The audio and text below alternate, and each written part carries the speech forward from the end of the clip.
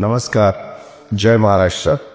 महाराष्ट्र राज्याच्या 66व्या स्थापना दिन आज आपण साजरा करत आहोत. महाराष्ट्र राज्याच्या स्थापनेसाठी झालेल्या संयुक्त महाराष्ट्राच्या आंदोलनामध्ये सहभागी झालेल्या, हौतात्म्य पत्करलेल्या सर्व महाराष्ट्र वीरांना मी आजच्या महाराष्ट्र दिनी वंदन करतो, अभिवादन देखील करतो. या महाराष्ट्र वीरांच्या तसंच त्यांच्या कुटुंबियांच्या त्यागाबद्दल कृतज्ञता देखील व्यक्त करतो. महाराष्ट्र हे सुरुवातीपासून प्रगत, पुरोगामी, सुधारणावादी विचारांचं राज्य राहिलं आहे. शिवशाहू फुले आंबेडकर या महामानवांचे सुधारणावादी विचार महाराष्ट्राच्या भूमीत खोलवर रुजलेले आहेत. या विचारांनी महाराष्ट्राच्या राजकीय, सामाजिक, सांस्कृतिक प्रगतीला नेहमीच हातभार लावला आहे.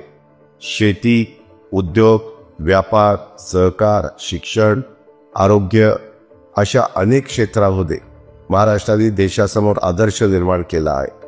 राजकीय, सामाजिक दृष्ट्या सुसंस्कृत राज्य ही महाराष्ट्राची ओळख आहे.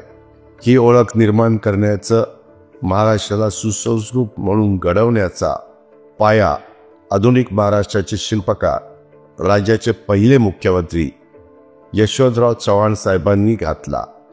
चव्हाण साहेबांच्या नंतर सत्तेवर आलेल्या आणि राज्याचं नेतृत्व करणाऱ्या सर्वच मुख्यमंत्री महोदयांनी आपापल्या परीनं राज्याला पुढे नेण्याचं, महाराष्ट्राचा गौरव वाढवण्याचं काम केलं. त्या सर्वांप्रती आजच्या महाराष्ट्र दिनी कृतज्ञता व्यक्त करतो. मुंबई शहर देशाची आर्थिक राजधानी, ग्रोथ इंजिन आहे. तर महाराष्ट्र सामाजिक, शैक्षणिक, सांस्कृतिक, औद्योगिक, आर्थिकदृष्ट्या सर्वात प्रगत राज्य आहे.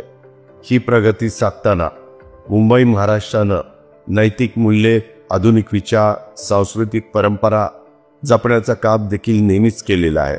महाराष्ट्राच्या विकासाच्या मुद्द्यावर प्रत्येक महाराष्ट्रवासी एकजूट होतो. ही आपली ताकद आहे. एकजुटीची ही ताकद कायम ठेवायची आहे. महाराष्ट्राला शेती, उद्योग, व्यापारासारख्या अनेक क्षेत्रात पुढे नेण्यासाठी केंद्र सरकारचं संपूर्ण सहकार्य मिळत आहे. या सहकार्याबद्दल मी केंद्र सरकारचंही आभार मानतो. यंदाच्या महाराष्ट्र दिनी देशाचे प्रधानमंत्री आदरणीय नरेंद्र मोदी साहेब महाराष्ट्रात आहेत. त्यांच्या हस्ते world audio visual and entertainment summit अर्थात वेव्ज परिषदेचं तसंच इतरही अनेक विकास कामांचं उद्घाटन होत आहे. याचा माझ्यासह आपल्या सर्वांना, समस्त महाराष्ट्रवासियांना मनापासूनचा आनंद आहे.